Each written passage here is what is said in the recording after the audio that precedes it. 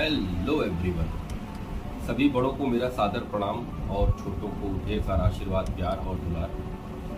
मेरे प्यारे भाइयों बहनों, मैं प्रेम पांडे फ्यूचर IAS एकेडमी से एक बार फिर से आपके समक्ष खुद को प्रस्तुत करने का एक प्रयास कर रहा हूँ। आशा करता हूँ कि मेरी बातें होती हैं, दैनिक बातें जो मैं करता हूँ आप लोगों से, कहीं ना कहीं वो आपके सफलता की जो मार्ग आपने बना रखा होगा, जो मार्ग पर आप चल रहे होंगे, उस पर थोड़ी ही बहुत, चाहे थोड़ा सा ही, लेकिन आपकी सहायता जरूर, मेरी बातों से कुछ ना कुछ हेल्प आप लोगों को जरूर, मोटिवेशन है, कुछ भी ऐसी चीज़ें आप लोगों को मिलती होंगी।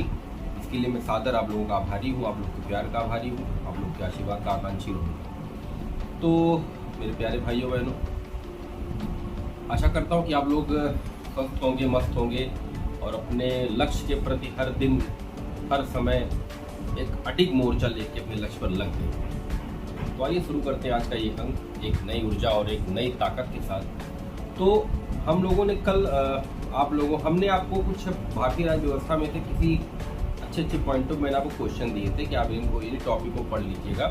और लगभग 40 बच्चों ने, ज़्यादा नहीं, 40 बच्चे, जिसमें से 28 लड़कियाँ और 12 लड़कों ने मेरे जो क्वेश्चन थे उसका आंसर मेरे व्हाट्सएप पे दिया है। उनके उज्जवल भविष्य की कामना करता हूँ। और जो लोग नहीं लिखे हैं वो फिर से वीडियो को रिप्ले करके देखें, मेरे क्वेश्चंस क्या क्या थे उसको लिखें, क्योंकि UPSC और स्टेट एग्जाम या वनडे एग्जाम के लिए अगर इसके फैक्ट भी पढ़े जाएँ तो ये बहुत ज़्यादा महत्वपूर्ण टॉपिक है, जिसमें से हर बार क्वेश्चन आपके सामने पूछिए। मेरे पास कल फ़ोन आया था 2-3 बार 4 बार भी, सर प्लीज़ थोड़ा सा एक बार जो है भारतीय राज्य व्यवस्था पर मेरा टॉपिक है, मैं PGT दे रहा हूँ, और मेरे प्यारे भाई को मैसेज किया तो थोड़ा लंबी वीडियो बनाइए, 2 घंटे 2.5 घंटे से मैं विस्तार से इन चीज़ों को अच्छे से कर पाऊँ। आपके समझाने का तरीका बहुत सरल है और कॉम्प्लीमेंट मुझे अच्छा लगा, इतनी ऊर्जा का आभास अंदर से महसूस हुआ। तो मेरे प्यारे भाइयों बहनों, अब इतनी जल्दी तो हर चीज़ें नहीं हो सकती, लेकिन मैं प्रयास ये करूँगा कि विगत 2-3 दिनों में, किसी तरह भी बीच मुझे घर भी जाना होगा, शायद मुझे कुछ काम हो सकता है, शायद मुझे घर जाना पड़े, थोड़ा सा काम हो सकता है मुझे वो वहाँ पर। जैसा होगा बहुत जल्द अब एक नई ऊर्जा के साथ, एक नए कंटेंट के साथ आपके समक्ष में सोमवार से ही अपने आप को, शायद सोमवार या मंगलवार से, जैसा भी होगा वो तो मैं हर दिन आपको बताता ही रहता हूँ। वो कंटेंट जो कंटिन्यू में कर पाऊँगा वो दूसरे टाइम लगेगा, इतनी आसानी, इतनी जल्दी से नहीं, कि मेरी कोई टेक्निकल टीम नहीं है, मेरी कोई सपोर्ट टीम नहीं है, मैं ही खुद चैनल पे वीडियो बनाता हूँ, थोड़ा बहुत जो मुझे एडिट करना आता है वो करता हूँ, आपके समझ पर सकता है। तो एक रिव्यू की बात अगर की जाए भारतीय राज्य व्यवस्था की, तो आप लोग आँख बंद करके छोटी सी चीज़ को समझिएगा, एक प्रयास करिएगा कि आज एक रिव्यू, अगर मैं कहूँ समीक्षा करूँ मैं भारतीय राज्य व्यवस्था के उन टॉपिक पे जिन लोगों ने बात किया है, तो एक रिव्यू ले लेते हैं। भारतीय राज्य व्यवस्था, जो भारतीय राज्य व्यवस्था है, उसके पहले अंग्रेजों की व्यवस्था थी, सब जानते हैं। अंग्रेजों ने शासन किया भारत पर, उनके रूल रेगुलेशंस भारतीय सत्ता पर चलते थे, भारत के लोगों पर उनके रूल रेगुलेशन फॉलो होते थे। 1599 में ईस्ट इंडिया कंपनी की स्थापना ब्रिटेन में होती है, 1600 में वो भारत आते हैं। भारत आने के बाद उनका जो प्रमुख और मुख्य उद्देश्य था वो सिर्फ व्यापार करना था।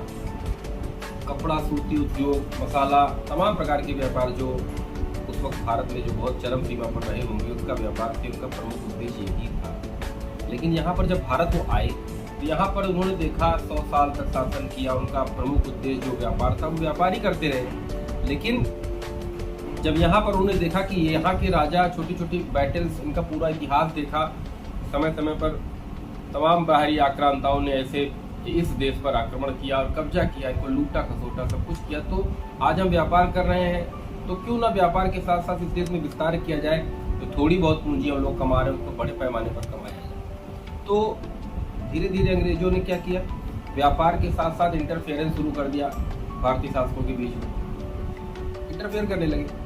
तो धीरे धीरे ही सही, जो यहाँ के जो हमारे अंग्रेज थे, जो अंग्रेज यहाँ पर आए हुए थे, हमारे घर के जो शासक थे, जमींदार वर्ग था, जो राजा वर्ग थे, जो साहूकार सेठ वर्ग थे, वो उनके ड्रेसिंग, मैं आपको बता रहा हूँ, किसी किताब में नहीं मिलेगा, वो उनके ड्रेसिंग सेंस, अंग्रेजों की ड्रेसिंग सेंस, उनके मैनर्स, उनके चाल ढाल से बड़े प्रभावित थे।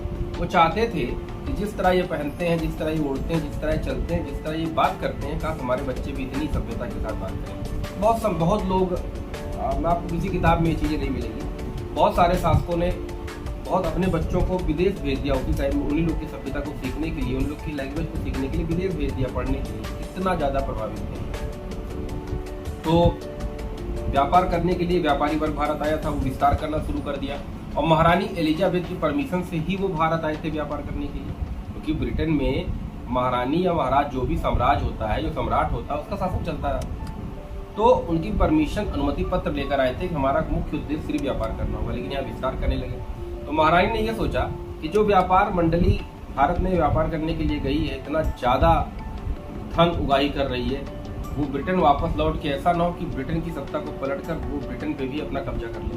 तो समय समय पर व्यापारियों को नकेल लगाम कसने के लिए महारानी एलिजाबेथ ने चार्टर एक्ट भारत भेजा, उनका एक ऐसा रूल रेगुलेशन का ऐसा समझौता पत्र भेजा, ऐसा रूल रेगुलेशन का एक पत्र भेजा, उसके अकॉर्डिंग व्यापारियों को चलना था कि समय समय पर व्यापारियों को ये पता चलता रहे कि हमारे ऊपर हमारी महारानी का हाथ है, जिस दिन महारानी हाथ हटा देंगे हम लोग को वापस ब्रिटेन जाना पड़ेगा, हम लोग स्वतंत्र नहीं है, हम लोग संप्रभु नहीं है। कुल मिला के महारानी ने जो समय समय पर चार्टर एक्ट भेजी, वो आप लोग डाउनलोड, उसको आप पढ़ लीजिए, बहुत अच्छी बात बता रहा हूँ मैं आपको, या फिर से एक बार ये रिपीट कर रहा हूँ, क्या पता मुझसे कोई फिर पूछेगा तो मैं फिर ये चीज रिपीट करूंगा।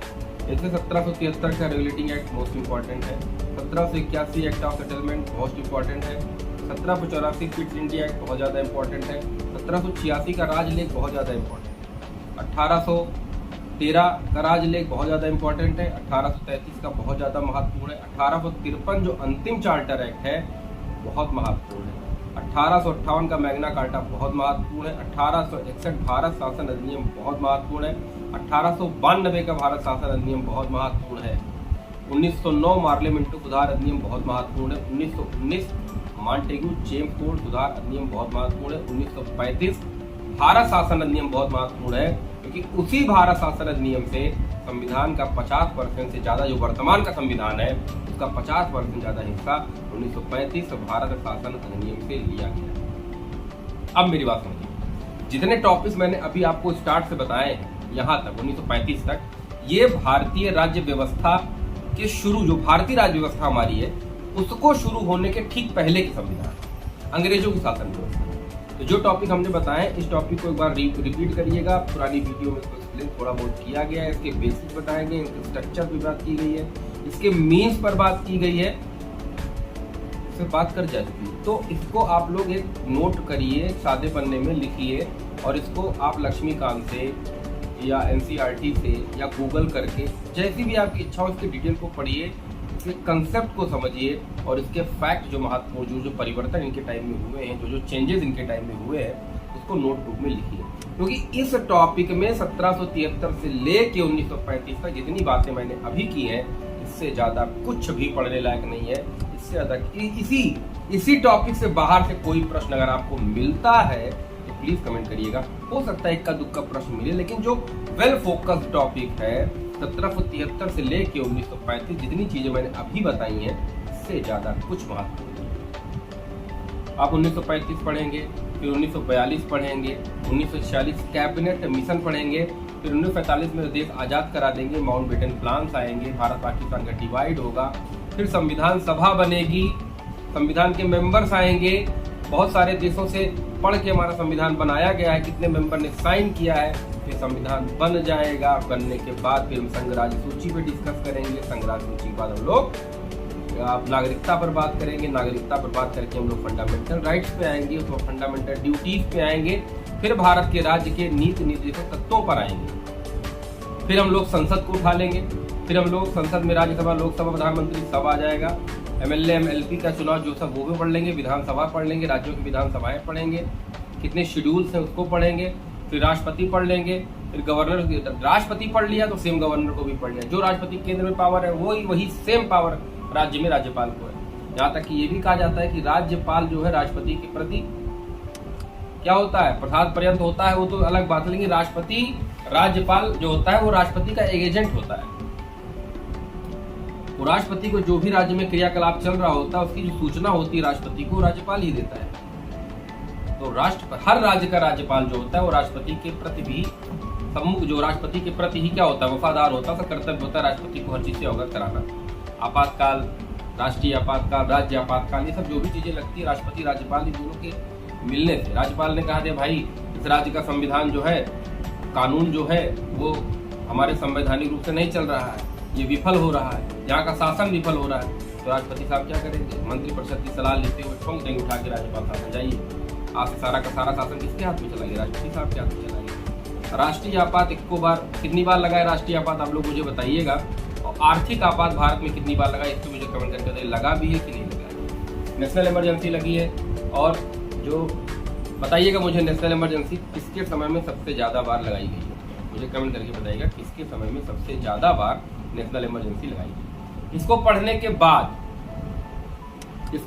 बाद भी छोटे छोटे पद हैं, जैसे वित्त लेखा परीक्षक, ठीक है, आपका महान्यायवादी हो गया, कंट्रोलर ऑडिटर जनरल, महाधिवक्ता हो गया, ये छोटे छोटे पद है। भारत का निर्वाचन आयुक्त हो गया, इसके आज मैं निर्वाचन आयोग पे बात करने वाला था, लेकिन जब उसका फोन आया उसको बहुत ही ज़्यादा अच्छे ढंग से, बहुत ही विनम्रता के साथ भाई ने बोला, तो मैंने कहा कि एक बार रिव्यू कर देता हूँ। बाद में इस पर 2 घंटे 3 घंटे हर एक टॉपिक बात करेंगे हम लोग।